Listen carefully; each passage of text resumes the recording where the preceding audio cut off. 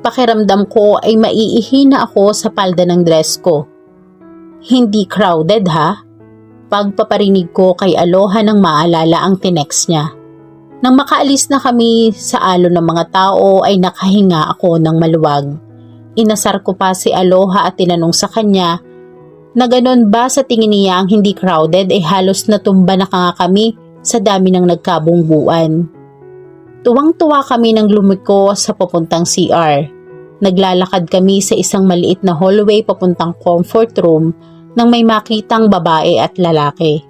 Nakasandal ang babae sa pader at ang lalaki na may nakaharap sa kanya.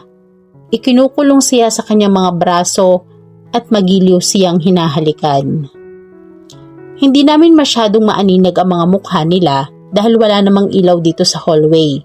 Tanging ilaw lang na malayo o galing doon sa dance floor. Taray ha, want ko din niyang dinidikit sa pader at hinahalikan. Nahiya pang mag-rent ng room. Bulong ni Aloha sa akin. Napailing naman ako sa sinabi niya. Hanggang imagination na lang yata siya. Tara na nga, naiihi na ako. Natatawang sabi ko sa kanya sa siya hinila. Nawala ang ngiti ko at napaawang ang labi ng tugluyang makalapit. My world literally stopped and my heart shattered into 1,000 pieces when I finally recognized who it was. Kahit side profile lang ay alam kong siya yun.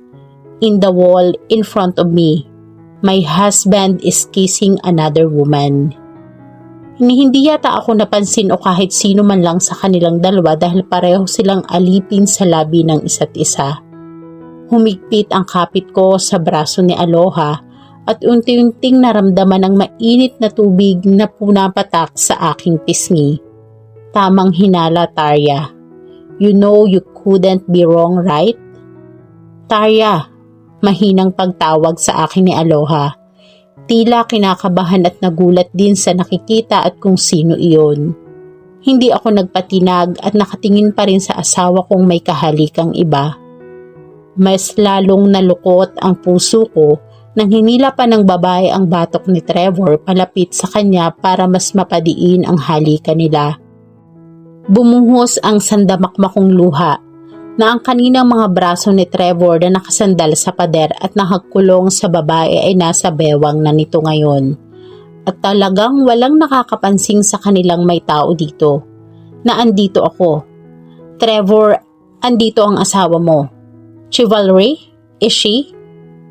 Nang hindi ko na makayanan ay bumitaw na ako ng tingin sa kanila. Ni hindi man lang sila nahiya. At anong karapatan mong hindi mag-isip sa kanya niyang mambabae? Guess you didn't change at all.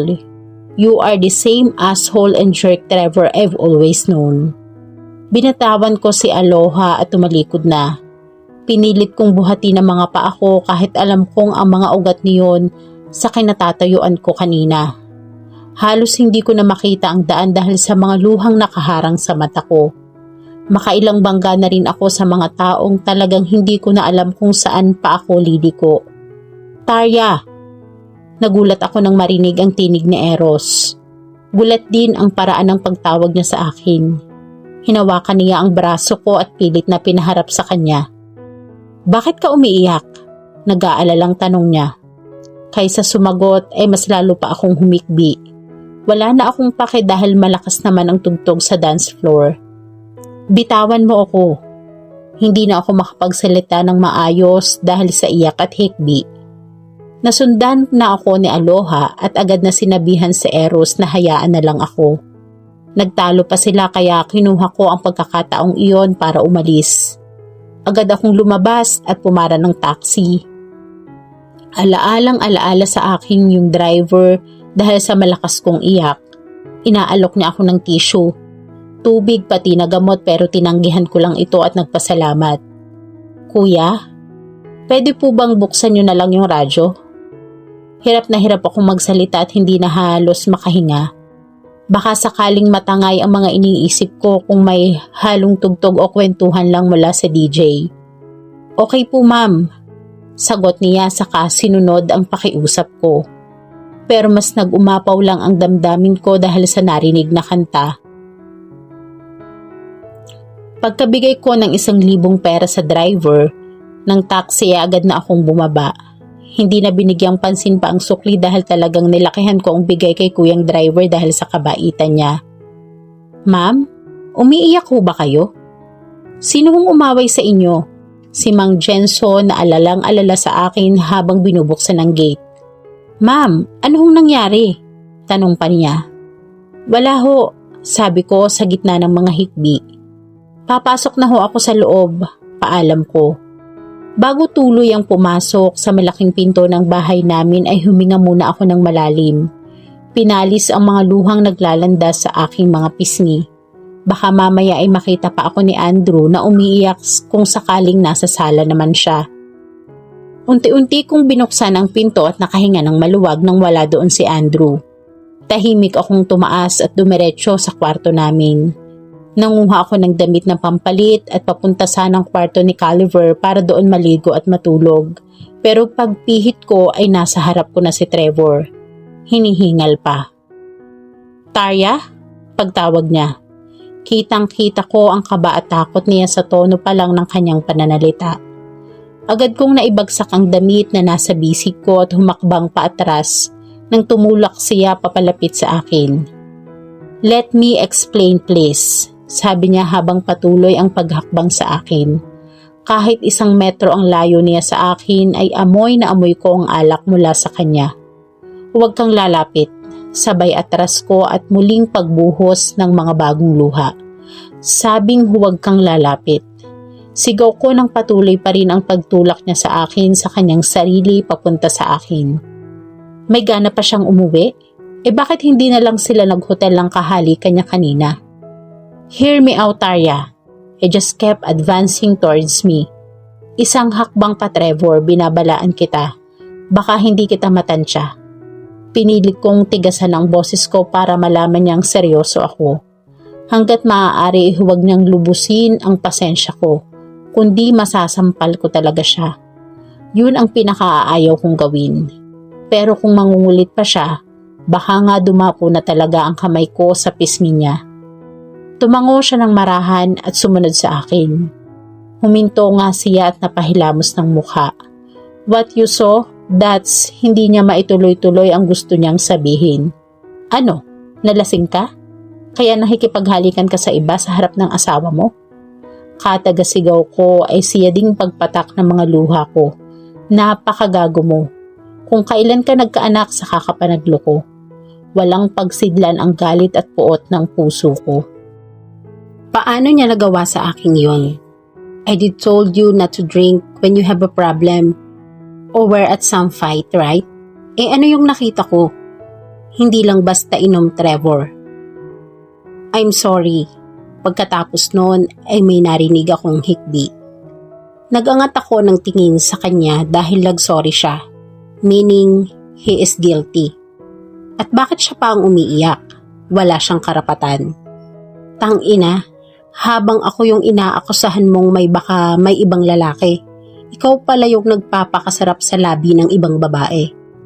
Hindi ko na mapigilan ang bawat salitang lumalabas sa bibig ko. No, it's not what you think it is. Hear me first, please. Sabay dalo niya sa akin. Agad ko namang hinawi ang kamay niya. Anong nangyari sa'yo? Naiiling kong tanong. Akala mo ba binata ka pa? Na pwede kang pumunta sa bar at makipaghalikan sa iba? You are no more teenager. You're a husband and a father, Trevor. Niloloko mo na ako. Napakaalat na ng labi ko dahil sa mga luha. No, please. I can't do that to you. Saka siya muling umiyak at lumapit sa akin. You already did. The moment you step up your feet in your freaking bar, the moment you kiss that woman, whoever she is. Parang pinukpok ang ulo ko nang pumasok na naman sa isip ko ang halikan nila kanina. Tuluyan na akong napaluhod. Pagod sa nakita, pagod sa pag-iyak. Gago ka, sabay hikbi ko. Naramdaman kong lumuhod din siya sa harap ko. Alam kong yayakapin niya ako pero hindi na ako nakapalag. Masyado na akong mahina. Baby, listen to me please. Pagsusumamo niya. Ayoko. Ayokong marinig ang anumang sasabihin mo. Please, sabay higpit ng yakap. Lumayo ka sa akin, sigaw ko. Nang hindi niya sinunod ay pinagsusunto ko ang dibdib niya. Layo, sabi Trevor. Hindi ko alam kung naiintindihan niya ang mga sinabi ko dahil natabunan iyon ng mga hikbi. Ni hindi siya natitinag sa mga suntok ko. Go on, hurt me. That serves me right. Sabay baon niya ng mukha sa balikat ko. Trevor, pag-iyak ko. Ang kaninang kamao ko na buong lakas na sumusuntok sa kanya ay nanghina na. Bakit? Bakit? Paulit-ulit kong tanong. May mali ba sa akin? Napapiyok ako. Dapat ba hindi ko na lang tinuloy tong pag-aaral ko? Kasi simula nang nag-aaral ulit ako ay madalas na rin tayong nag-aaway. Bakit ganyan ka? My voice trembled. May lalapit pa lang sa akin, galit ka na, pero ikaw, Trevor, may kahalikan ka pa. Another bunch of tears get out from my eyes. Hindi na nasundan pa ang mga tanong at salita ko, puro luha at hikbi na lang ang tangi kong nagawa. Nang mapakalma ko na ang sarili ko ay unti-unti akong tumayo. Pinulot ko ang mga damit at inayos ang sarili. Pinilit kong alasin ang hawak ni Trevor sa kamay ko at tinalikuran siya sa kalumakad palabas ng pinto. San ka pupunta? Tanong niya nang nagpatigil sa akin. Sa anak natin. I can't bear sleeping with you on the same bed. Halos tinakbo ko na ang kwarto ng anak namin. Tahimik akong pumasok sa banyo at hinayaang balutin ng malamig na tubig ang aking katawan. Akala ko'y sa pagragasa ng tubig sa katawan ko ay siyang pagtangay din ng mga iniisip ko pero mali ako. Nandoon pa rin, nakatatak, tattoo in the brain. Masyadong masakit yung parteng akala mo kontento siya sa'yo. Na wala siyang hihilingin pang iba dahil sapat ka na pero makikita mong ginagawa niya sa iba ang dapat ginagawa niya sa'yo.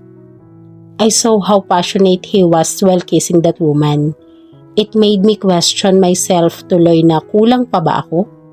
Kasi kung hindi, bakit hahanapin niya pa sa iba? Bakit gagawin pa niya sa iba kung pwede namang sa'yo? He could kiss me anytime, anywhere he want. At dito po nagtatapos ang ating kwento. Sabay-sabay po nating abangan ang sunod na kabanata. Maraming salamat po. God bless and stay safe.